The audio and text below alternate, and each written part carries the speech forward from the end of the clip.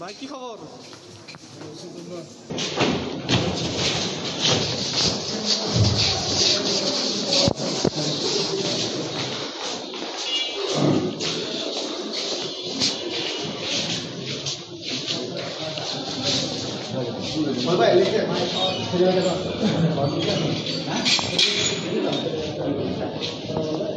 সমস্যা নেই।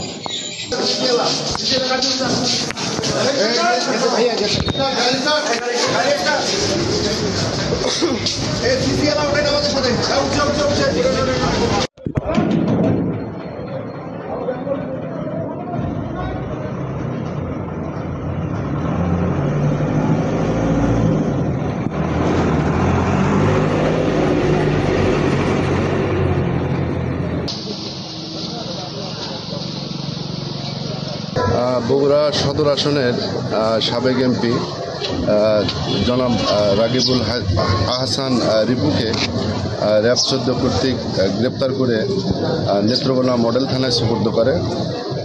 আমরা সংবাদ পেয়ে বিধিবদ্ধভাবে নেত্রকোনা সদর মডেল থানা থেকে রাত্রে নিয়ে আসি এবং আদালত এবং কোর্টের যাবতীয় কার্যক্রম শেষ করে আমরা কিছুক্ষণ আগে তাকে জেল হাজতে প্রেরণ করেছি।